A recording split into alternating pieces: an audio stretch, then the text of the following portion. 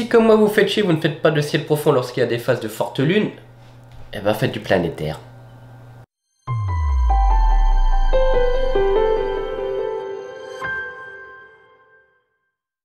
Alors avant de rentrer dans le vif du sujet, on va tout simplement parler un petit peu du matériel et des prises de vue. Ici moi pour faire mes photos de planète j'utilise un Celestron C11. Donc c'est un 280 mm de diamètre pour 2800 mm de focale. Donc il a un rapport FD déjà très élevé. Parce qu'on va voir que quand on va utiliser ce dont je vais parler après, il faut un rapport FD assez haut. Et j'utilise une caméra ASI 224 MC associée ici à une Barlow 2. Alors elle est à l'intérieur de tout ce système là. Voilà, on voit la Barlow à l'intérieur ici. Et on va voir ici le correcteur de dispersion atmosphérique, l'ADC. Alors moi j'utilise l'ADC Pyroastro, c'est une nouvelle génération, ils sont vraiment pas trop mal. Voilà, on va voir deux réglages, un réglage comme ça en rotation et un réglage de la molette ici. Donc là on vient régler l'angle de correction de la dispersion atmosphérique et l'autre on vient régler la force. Alors la dispersion atmosphérique c'est quoi? Eh bien c'est relativement simple, vous avez tous vu de la lumière passer à travers un prisme, hein. On va avoir de la dispersion de la lumière, c'est-à-dire on va retrouver en fait notre lumière blanche va devenir un arc-en-ciel de lumière.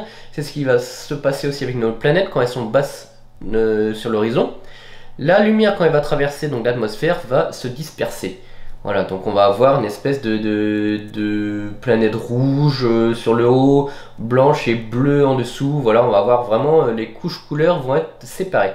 Et ce correcteur de dispersion atmosphérique nous permet de corriger ce phénomène pour regagner en résolution. Alors, il en existe de plusieurs marques. Ici, on va voir le ZWO, c'est souvent le plus connu. Hein. Celui qui achète une caméra ZWO va souvent acheter aussi le correcteur de dispersion atmosphérique ZWO. Donc vous allez l'avoir ici. L'avantage de celui-là, c'est qu'il a un petit niveau. Ça permet, alors attention, hein, d'après mes retours, il n'est pas toujours bien réglé. Donc quand on va faire notre réglage de l'ADC, en fait, il faut mettre l'ADC dans une position par rapport à l'horizon. Donc ça, le niveau nous permet de le mettre, à vrai dire, à niveau. Et normalement, on est déjà bien placé. Ensuite ici, par contre, on a deux molettes de réglage pour l'angle, comme ceci, et la force. Alors moi je l'ai jamais utilisé, moi j'ai toujours utilisé le Pyroastro, mais bon les retours sont bons, ça marche très bien. Vous avez un filetage aussi T2 ici pour visser directement votre appareil dessus. Et à côté de ça vous avez aussi la version de chez Omegon, il est pas trop mal aussi, hein. Il est en plusieurs parties, voilà, on peut vraiment dévisser et venir visser le correcteur atmosphérique directement sur votre caméra en enlevant la bague. Franchement c'est pas mal du tout. Et après c'est le même système que l'ADC de chez ZWO avec les deux petites barres. C'est pas trop mal, voilà. Après ici vous avez une bague de réglage. Alors contrairement à ZWO qui lui a mis un niveau à bulle, ici on va avoir une bague de réglage qu'on peut régler nous-mêmes. Quand vous avez trouvé le bon réglage, vous pouvez régler voilà, l'angle. C'est pratique parce que c'est vrai que si le niveau est mal réglé, à vrai dire, il va falloir le régler aussi. Ce qu'il faut juste savoir aussi, c'est que il faut utiliser avec votre caméra un filtre IR, c'est quasiment obligatoire, sinon vous allez avoir des couleurs qui sont erronées. Donc à vous de vous renseigner aussi à savoir si votre caméra est déjà équipée avec son petit hublot. Hein, chaque caméra a un hublot devant le capteur et ce hublot il est ou pas anti-infrarouge. Alors les correcteurs de dispersion atmosphérique vont fonctionner avec un rapport FD assez élevé. Hein, vous ne pourrez pas les utiliser avec un rapport FD de 10 ou alors sauf exception, hein, mais je ne crois pas. Ils vont être utilisés surtout avec des rapports FD entre 15 et 25. Donc si vous avez un télescope avec un rapport FD de 10 comme mon Schmidt Cassegrain, il va falloir ajouter une Barlow 1.5 ou 2. Voilà, à prendre en compte aussi que plus vous allez avoir de distance ici, et plus vous allez avoir votre rapport FD qui va monter. Voilà, tout le tirage ici, hein, il va faire monter votre rapport FD, votre focale. Voilà, et ensuite, la prise de vue, après c'est relativement simple, hein, vous allez sur la planète, vous réglez la mise au point et vous lancez une séquence vidéo. On ne fait pas de photos, hein, on fait une vidéo, voilà, avec des temps de pause relativement courts, voilà, pour avoir le maximum d'images sur notre vidéo, pour ensuite le trier dans le logiciel qu'on va voir tout de suite. Aujourd'hui, on va utiliser AutoStacker et on va aussi changer de logiciel. Avant j'utilisais Registax. Maintenant, je me suis mis un peu à astrosurface. Donc aujourd'hui, tuto astrosurface et des rotations dans WinGPose. Allez, c'est parti.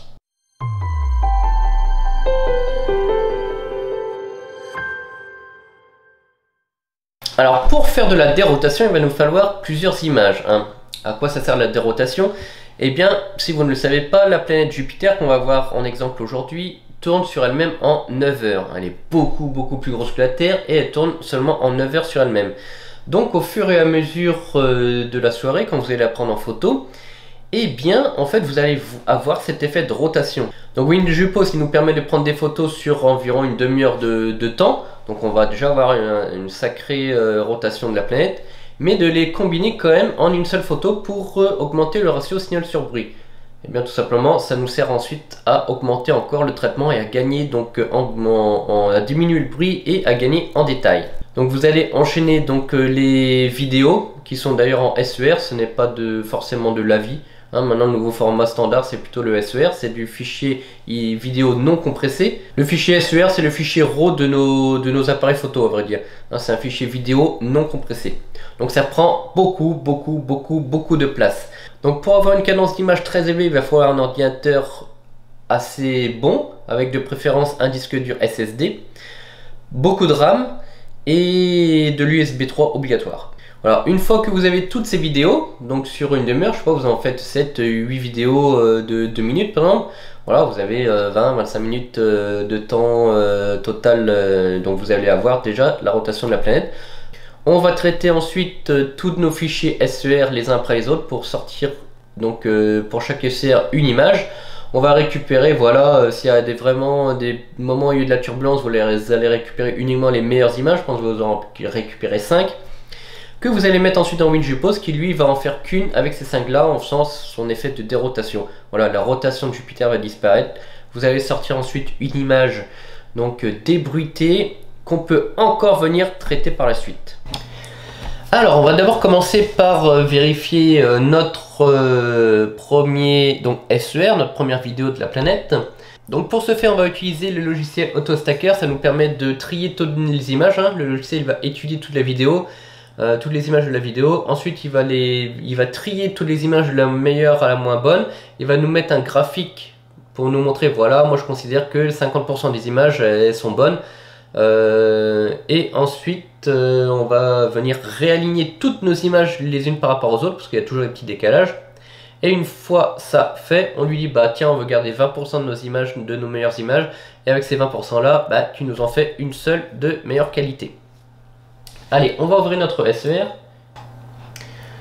Voilà. Donc la première chose à faire ici, on voit que Jupiter est automatiquement centré. Donc en fait, il faut venir faire en sorte de récupérer, si vous avez mis un satellite dans le champ, ce fameux satellite qui est là.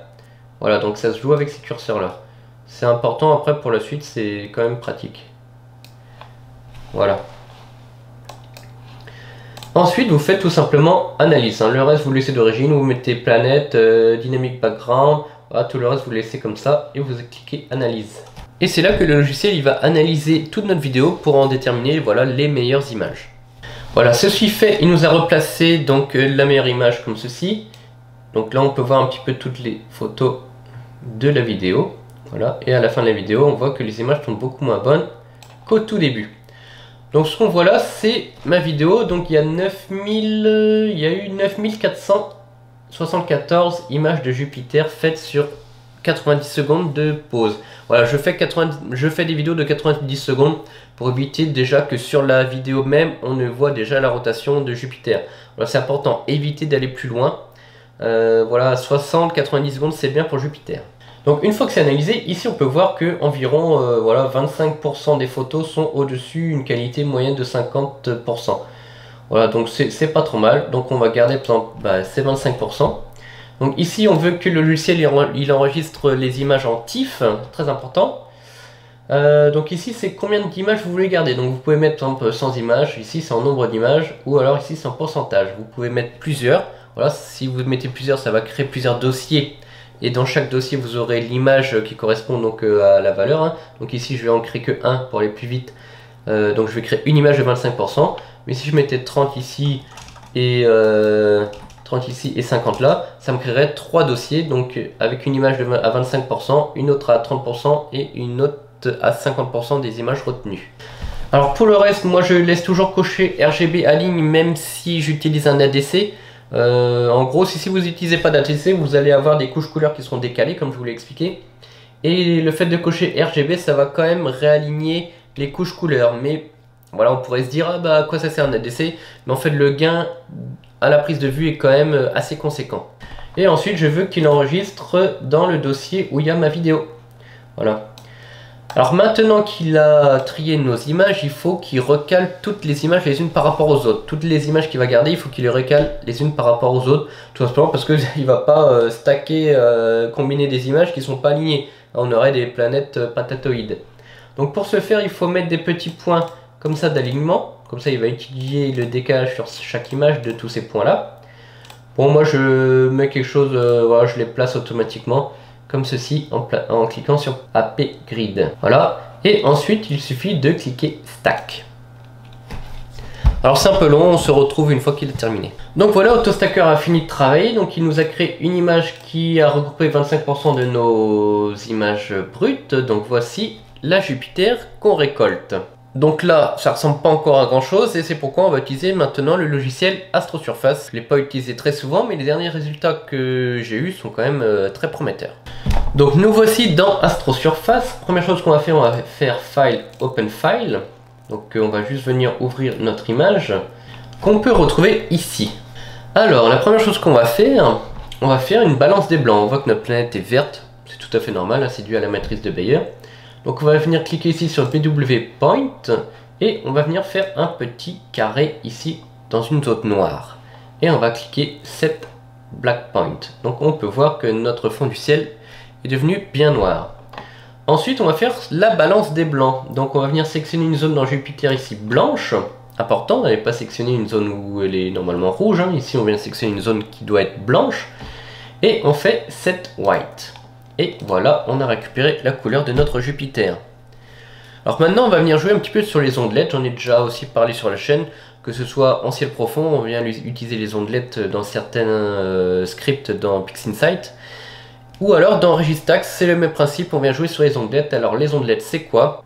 Eh bien tout simplement, on va venir jouer sur des fins détails ou des gros détails, des moyens détails qui sont dans l'image. Donc on va aller dans Filtre et Wavelet Déconvolution. Voilà. Donc ici, on va créer une zone de réglage et on va reset tout ça. Voilà. Donc ici, c'est de la gestion du bruit. Plus vous allez jouer sur ce curseur là, plus vous allez diminuer le bruit. Vous voyez, ça floute la planète quand je joue dessus. Donc ça, c'est voilà, on vient toujours jouer sur les curseurs d'augmentation du détail. Mais augmenter le détail augmente aussi le bruit. Donc on vient faire une petite balance entre les deux. Donc on va commencer par les ondelettes. Donc ici vous avez plusieurs niveaux d'ondelettes. Alors franchement c'est à vous de tester là. Il y en a qui feront des gros détails, d'autres des petits détails. Voilà, on peut voir que bon ça bruite pas mal quand même. Donc c'est là le but de venir jouer sur le noise réduction. Voilà. Après à vous de jouer sur les curseurs et de voir voilà les détails sur lesquels vous voulez jouer. Alors faut pas aller non plus trop dans l'extrême. Hein. Alors le curseur du bas c'est aussi la réduction de bruit. Faut pas non plus trop réduire le bruit. Ça aura vraiment un effet contre-productif. Hein. Voilà. Et vous cliquez Do All. Et on peut voir ici, alors le satellite qui est là c'est le satellite Dio. Hein, on vient jouer aussi sur le satellite Dio. Alors vous avez vu un petit peu la différence entre le avant et le après. Voilà, avant. Et je peux plus revenir après.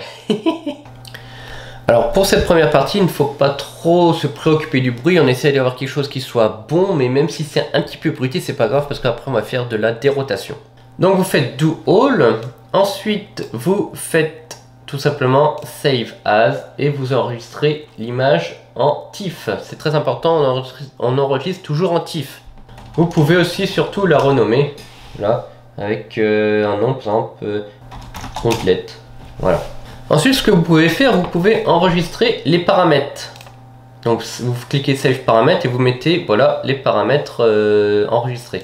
Ça vous permet de les réutiliser sur chaque image. Donc maintenant ce qu'il va falloir faire, c'est que tout le processus qu'on a fait avec AutoStacker et sur AstroSurface, il va falloir le répéter sur chaque image que vous avez faite. Si vous en avez 7 par exemple, pour la déroter, il va falloir appliquer ce traitement et le même traitement sur les 7 images. Donc ensuite vous allez vous retrouver avec 7 images traitées, les couleurs sont bonnes, c'est traité, tout ça, tout ça. Donc comme je vous l'ai dit, ici vous allez vous retrouver avec toutes vos images qui sont ici. Donc je peux vous les montrer. Et on peut voir que chaque image a un petit décalage les unes par rapport aux autres. Donc ça c'est tout à fait normal, hein, c'est la rotation sur une demi-heure de Jupiter. Vous pouvez voir vraiment là que c'est énorme. C'est pour ça qu'on va utiliser maintenant le logiciel WinJupose.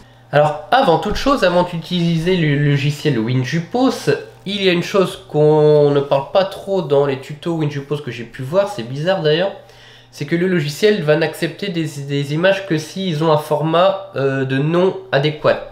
C'est-à-dire le format adéquat, ici, quand on prend le nom, il faut d'abord commencer par l'année, un tiret, le mois, un tiret, et le jour, et suivi d'un tiret. Ensuite, ce qui est très important, c'est d'avoir l'heure à laquelle vous avez fait votre vidéo. Donc souvent, quand vous faites votre vidéo avec Fire Capture, vous allez avoir un format de ce genre. Donc Jup pour Jupiter à 22h07 et 17 secondes. Donc 22h07 minutes et 17 secondes. Donc ça c'est le format d'origine de sortie de Fire Capture. Alors je ne sais pas si on peut changer ce format, j'ai pas regardé. C'est bête mais j'ai pas regardé. Mais si vous n'avez rien changé dans les paramètres de Fire Capture, le format il sera comme ceci. Donc ce qu'il faut faire, c'est renommer le fichier avec d'abord l'année en 4 chiffres, suivi d'un tiret, le mois en 2 chiffres, un tiret, et le jour en 2 chiffres, un tiret.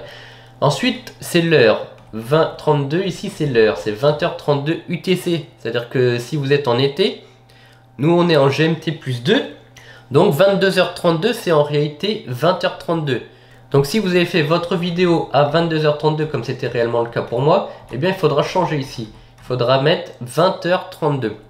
Et le point 4 c'est tout simplement les secondes, c'est-à-dire ici on est en dixième, c'est pas 40 secondes, hein, ça va être 20 secondes, voilà on est en dixième. Donc il faudra faire un petit jeu mental pour transformer voilà, ces secondes en dixièmes. Bon, je crois que sur internet vous trouvez ça facilement. Hein. Voilà, tant de secondes correspond à tant de dixièmes de seconde, de minutes, pardon. Et voilà quoi. Après, si vous êtes à 1.1 d'écart, c'est pas bien grave. Donc vous faites ça pour toutes vos images. Donc ici on en a 1, 2, 3, 4, 5, 6, 7. Voilà. Et vous allez lancer WinJupose. Donc nous voici dans WinJupose. La première chose qu'on va faire, c'est sélectionner la planète sur laquelle on va travailler. Donc ici vous allez dans le programme Corps céleste Jupiter. Ensuite vous allez aller dans Enregistrement, mesure d'image. Voilà. Et là on va venir ouvrir notre première image avec afficher une image ici. Donc après vous allez dans votre dossier d'enregistrement et vous allez ouvrir votre première image. Donc on peut voir ici qu'il y a un petit cercle et un petit rond ici. Donc ça a bien pris notre date et heure du jour de la prise de vue. Et on peut voir ici qu'il y a un cercle qui correspond en fait à la planète, avec ici on voit le petit rond qui correspond au satellite. Donc il va falloir régler ce rond par rapport à la planète. Donc là, on va aller dans Ajustement. On va aller dans Contour, Position automatique. Voilà. Et on voit qu'il vient de placer donc notre cercle sur notre planète. Donc on peut voir d'ailleurs que c'est pas tout à fait bon, hein, on est légèrement décalé. Donc ici on va avoir plusieurs touches, on va avoir le page supérieure, page inférieure. C'est les petites flèches qui nous permettent de monter rapidement dans les ascenseurs quand on est sur internet par exemple. On va avoir le P et le N, donc pour l'angle. Voilà. Et on va voir tout simplement les touches haut, bas, gauche, droite pour venir déplacer notre planète, notre cercle. Donc si c'est pas bon, s'il ne trouve pas parfaitement la position, là on peut voir qu'on est un petit peu décalé en angle, donc on peut venir descendre. Et bien on peut venir régler tout ceci. Donc il y a une chose aussi, le gamma, on va l'augmenter à fond. Peut-être pas à fond, mais voilà, pour avoir une meilleure visibilité, pour placer notre ronde planète. Alors ce qu'il faut éviter, c'est que ce soit trop petit. Si c'est trop petit, ça va créer des petits artefacts. Le satellite, lui, va nous permettre de bien choisir l'angle de notre planète qui correspond en fait à l'équateur. Voilà, le but est de mettre l'équateur de la planète pour que le WinJupose il sache où il est pour cet effet de rotation. Donc ensuite, vous placez le cercle de Jupiter, voilà, autour de Jupiter. Alors vous préoccupez pas trop du satellite, j'ai fait plusieurs essais, le satellite c'est pas bien grave si le rond est pas dessus. Ça nous permet surtout d'avoir l'angle.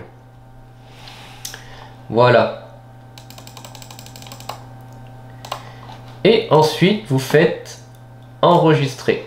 Et là vous enregistrez votre image. Donc si on va dans le dossier, on peut voir qu'il a créé 2 fichiers propres à WinJupose. Donc après vous allez faire donc ça pour toutes vos images. Donc vous allez faire un fichier image, vous allez prendre la deuxième. Là vous faites enregistrer. Voilà. On prend la suivante, on enregistre.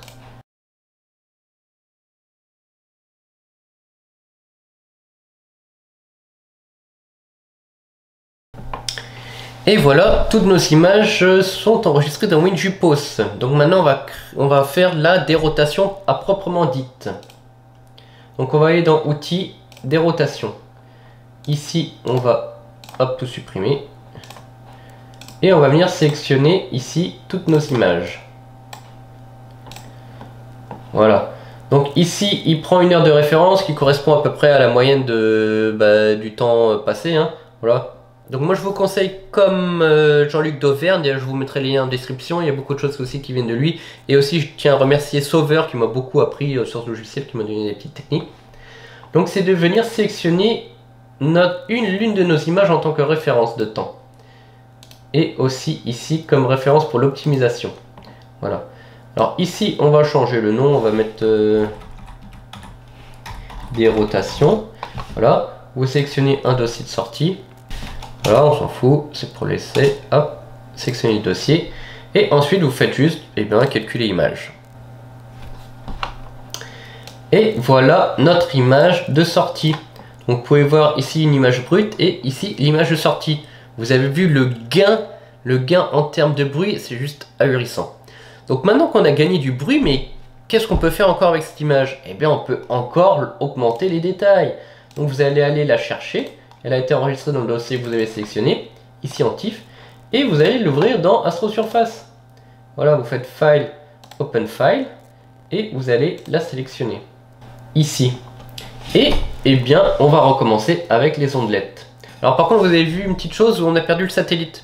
Donc le but de venir sélectionner un temps de référence qui correspond en fait à l'une de nos images, ça nous permet en fait de remettre notre planète à l'intérieur de notre image avec un satellite.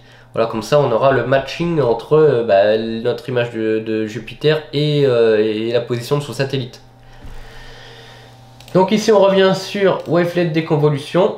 Donc cette fois on va reset et on va augmenter donc les détails.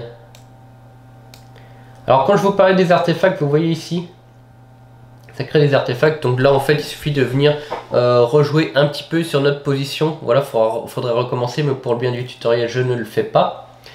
On va venir repositionner en fait nos cercles correctement. Voilà, peut-être le mettre un peu plus gros ou le décaler un peu vers la gauche ou vers la droite.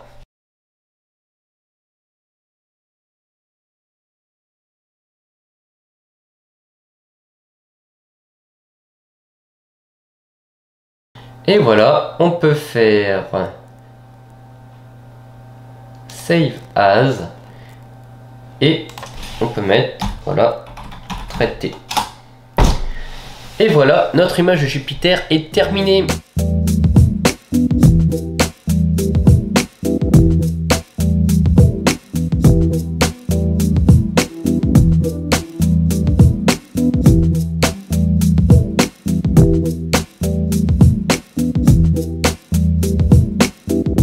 Donc voilà, cette vidéo est terminée, j'espère que vous aura plu. N'oubliez pas univers-astro.fr le magasin, bien sûr le pouce bleu, la cloche, l'abonnement. Hein, très important l'abonnement. Et ensuite à bientôt pour de nouvelles vidéos. Au revoir.